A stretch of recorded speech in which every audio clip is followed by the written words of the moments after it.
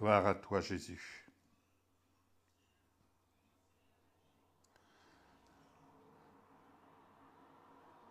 Chers amis, très heureux de venir vous retrouver. Avant d'introduire dans la parole, permettez, prions ensemble afin que l'Esprit de Dieu vienne éclairer le cœur de chacun d'entre nous. Au nom de Jésus. Père, merci pour l'œuvre de ta parole. Tu nous révèles les choses cachées de ta parole. Tu portes à notre connaissance le plan parfait dans lequel ton esprit vient pour nous conduire, nous révélant la substance de ta parole, nous révélant le corps glorifié de Jésus, nous révélant ce à quoi tu nous appelles à vivre par la foi, mais à le vivre pleinement, afin que nous soyons en capacité d'être là où tu nous attends, là où tu nous désires, avec toi, ne faisant qu'un dans ta gloire. Au nom de Jésus. Merci Père. Amen. Évangile de Jean, chapitre 6, poursuivons notre réflexion sur Jésus, le pain qui nous donne la vie. Réflexion qui vise à préparer et à ce que l'Église des vainqueurs se prépare, puisse croître jusqu'à devenir semblable à Jésus-Christ, corps glorifié, cette Église des vainqueurs, son aide semblable. Jean 6, je reprends au verset 44, quand Jésus nous dit « Nul ne peut venir à moi si le Père qui m'a envoyé ne l'attire. » Et je le ressusciterai au dernier jour. Nul ne peut venir à moi s'il n'y a pas cette attraction du ciel sur la terre, une attraction vivante qui nous attire à rechercher dans notre relation personnelle avec Jésus, à le rechercher avec ardeur, de telle sorte Jésus devient notre délice. Fais de l'Éternel tes délices, et il te donnera ce que ton cœur désire. Faire de Jésus notre délice, c'est persévérer à enrichir notre relation, une relation vivante, esprit, âme et corps. Jésus poursuit, « Ils seront tous enseignés de Dieu. » C'est dans notre relation personnelle avec l'Esprit de Dieu que nous sommes enseignés d'une façon claire, dès l'instant où nous apprenons à marcher, pas après pas, jour après jour, dans une relation vraie avec notre Seigneur Jésus, marchant avec lui honnêtement, un cœur droit. Nous avons le droit. Et ce n'est pas péché que de ne pas tout comprendre. C'est péché quand on refuse d'entendre, c'est péché quand on ne cherche pas à entendre de lui, c'est péché tout simplement parce qu'on marche à côté de nos pompes. C'est tout. C'est aussi simple que ça.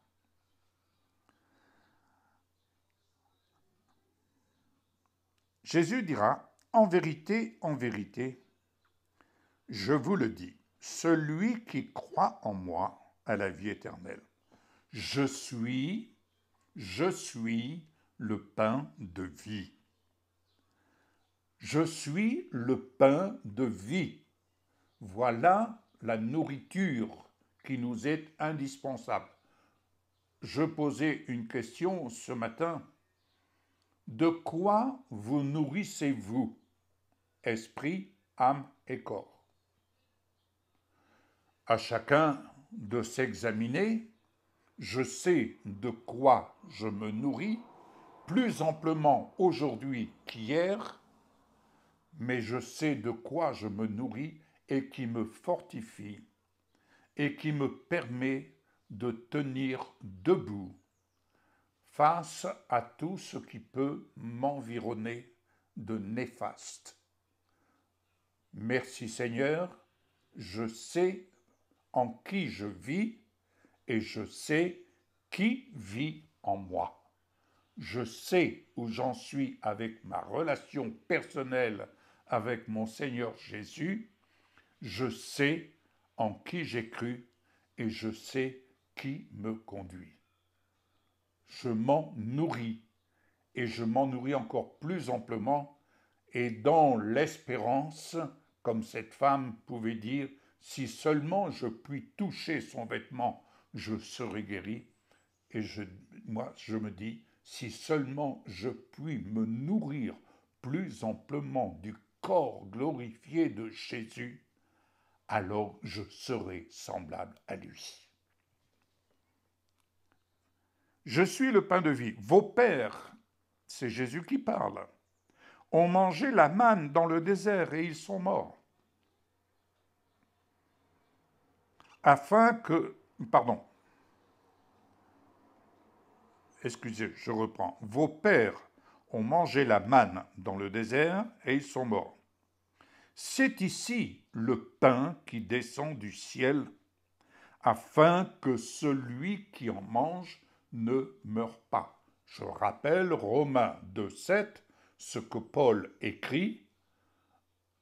Dieu réserve la vie éternelle à ceux qui persévèrent à faire ce qui est bien, recherchant l'honneur, la gloire et l'immortalité. Oui, recherchant à faire corps avec l'honneur qui a été rendu à Jésus-Christ, avec la gloire qui a été rendue à Jésus-Christ, et l'immortalité. Christ glorifié ne meurt plus. La mort est notre pire ennemi. La mort n'est pas une fatalité. Ici, celui qui mange de ce pain passe dans une autre dimension à l'immortalité. Enoch, Élie n'ont point connu la mort. La mort n'est pas une fatalité. La mort est notre pire ennemi. Jésus a vaincu celui qui avait la puissance de la mort. En Jésus-Christ, corps glorifié, assurément, je deviens co-héritier. Co-héritier du tout pleinement en Jésus. Pas partiellement, du tout pleinement en Jésus. Oui, alléluia, la foi accepte l'inacceptable pour notre raison. Nous allons voir plus loin ce qui est inacceptable va toucher des disciples. Je poursuis. Jésus dit, je suis le pain vivant qui est descendu du ciel. Si quelqu'un mange de ce pain, il vivra éternellement. Et le pain que je donnerai, c'est ma chair. Le pain que je donnerai, c'est ma chair. C'est quelque chose de concret, c'est son corps. Mais quel corps? Le corps glorifié. Jésus est la substance de Dieu, la substance éternelle. Son corps qui est fait de feu, son corps qui est fait de feu. Lisez les premières lignes de l'Apocalypse. Nous verrons plus tard de quel baptême l'apôtre Jean a connu, a vécu, qui lui a permis de pouvoir monter jusque dans la salle du trône.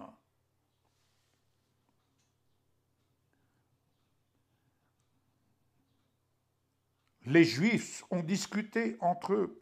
Ils se disaient, Mais comment peut-il donner sa chair à manger? Jésus leur dit, en vérité, je vous le dis. C'est Jésus qui parle, hein? Ce n'est pas Yves Gravé. C'est Jésus qui parle. Je vous le dis, si vous ne mangez la chair du Fils de l'homme et si vous ne buvez son sang, vous n'avez point la vie en vous-même.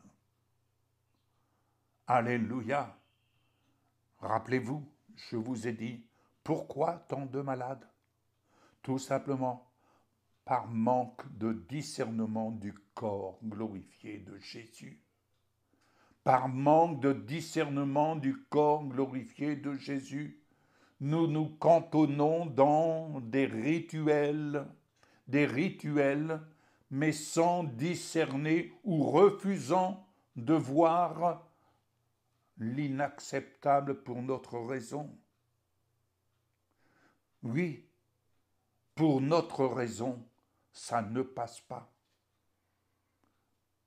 Je me heurte au niveau de ma raison, je me heurte, mais justement parce que c'est inacceptable, par la foi, je l'accepte. C'est là le mystère caché de Christ, c'est le mystère caché pour chacun d'entre nous dans notre relation vivante avec Jésus-Christ glorifié, jusqu'à ne faire qu'un avec lui dans sa gloire. Ainsi, l'homme ne vivra pas de pain seulement, mais il vivra de ce que le corps de Jésus, parole qui a été faite chair, il vivra de cela. Bien-aimés, la foi est une folie pour le monde. Si le monde m'écoute, ils vont certainement dire « il est fada ce pasteur ».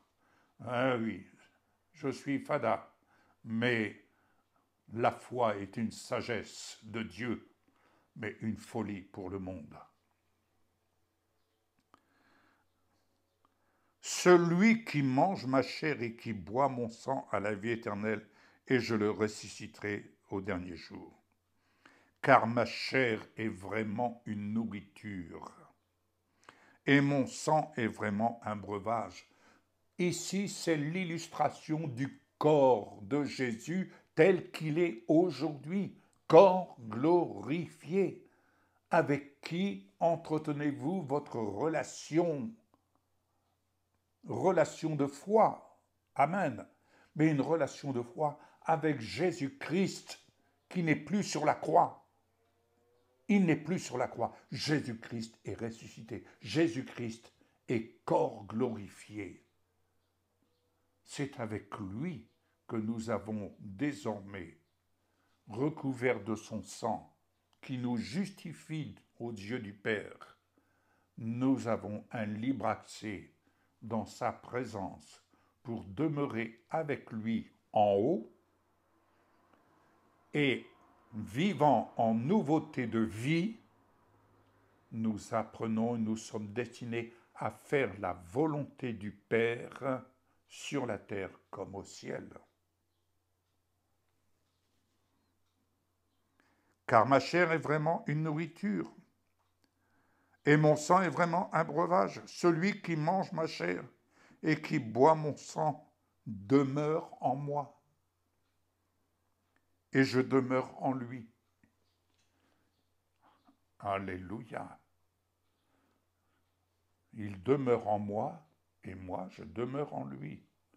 Oh, Jésus dans ma vie, Jésus en moi et moi en lui.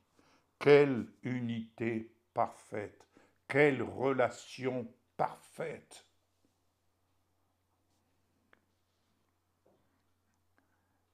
Comme le Père qui est vivant m'a envoyé et que je vis par le Père, ainsi celui qui me mange vivra par moi. Oh, Christ en nous, l'espérance de la gloire. Alléluia. Alors, Jésus, il prêchait au sein d'une synagogue, il enseignait au sein d'une synagogue. Vous pouvez imaginer le choc. Comme on dit, il prêchait avec un marteau-piqueur pour ébranler les fondements religieux. Et les disciples murmuraient à ce sujet. Ils ne comprenaient plus. Et Jésus de leur dire, « Et si vous voyez le Fils de l'homme monter où il était auparavant, c'est l'esprit qui vivifie, la chair ne sert de rien. Les paroles que je vous ai dites sont esprit et vie. » Oui, les paroles que le Seigneur nous dit sont esprit et vie.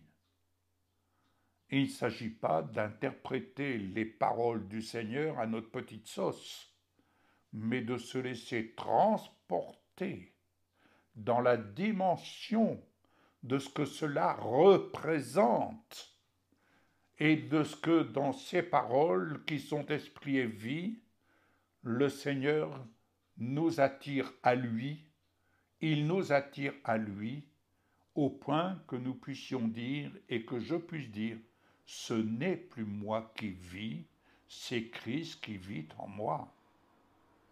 Ce ne sont pas des mots, ce sont des paroles qui prennent tout leur sens véritable dès l'instant où on se laisse transporter esprit et vie dans la dimension de ce que le Seigneur désire nous enseigner pour nous attirer à lui. Il y a une attraction vivante.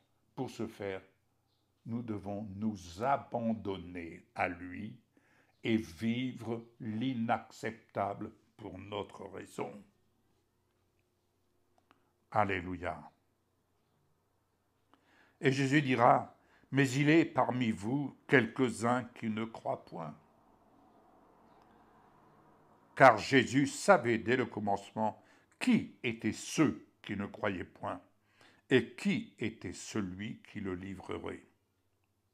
Et il ajouta, « C'est pourquoi je vous ai dit que nul ne peut venir à moi si cela ne lui a été donné par le Père. » Oh, que le Père vous donne d'être attiré à Jésus dans cette dimension de gloire à laquelle l'Église des vainqueurs est destinée à se préparer pour devenir son aide semblable.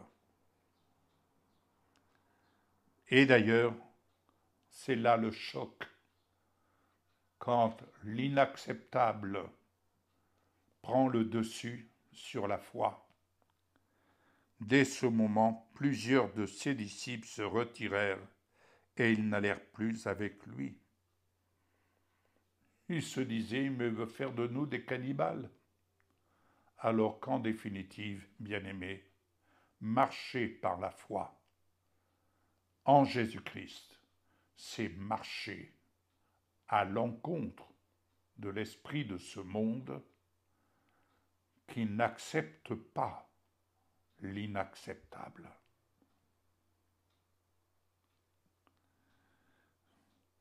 Dès ce moment, plusieurs de ses disciples se retirèrent et ils n'allèrent plus avec lui. Oui, l'inacceptable avait pris le dessus. Et ils le quittèrent en se disant, il veut faire de nous des cannibales. Bien-aimés, que décidez-vous en ce jour en écoutant ceci? Je vais conclure par cette parole dans le livre de l'Apocalypse. Vous allez comprendre. Le livre de l'Apocalypse, chapitre 3. Chapitre 3, verset 29. C'est Jésus. C'est Jésus. « Voici, je me tiens à la porte et je frappe. Si quelqu'un entend ma voix et ouvre la porte, si quelqu'un entend ma voix, on peut tenir la porte fermée ou lui ouvrir. Si quelqu'un entend ma voix et ouvre la porte, j'entrerai chez lui. Je souperai avec lui et lui avec moi. C'est ici le moment de passer non plus de la Sainte Seine traditionnelle, le pain et le vin, mais de passer à la Sainte Seine de gloire, où Jésus dit « Je souperai avec lui et lui avec moi ». Autrement dit, nous nous nourrissons de son corps céleste et nous nous abreuvons de son sang. La scène de gloire fait de feu au nom de Jésus. Alléluia, que le Seigneur vous éclaire, que son esprit vous révèle. Je sais que votre raison est heurtée, je n'en doute pas, mais je sais que la parole se vit au moyen de la foi. Et la foi, c'est dire Seigneur, je fais confiance à ta parole et je me laisse transporter dans la dimension dans laquelle tu désires me voir vivre avec toi. Au nom de Jésus, soyez bénis. Bon dimanche, que le Seigneur vous assiste en toutes choses et soyez guéris au nom de Jésus. Amen.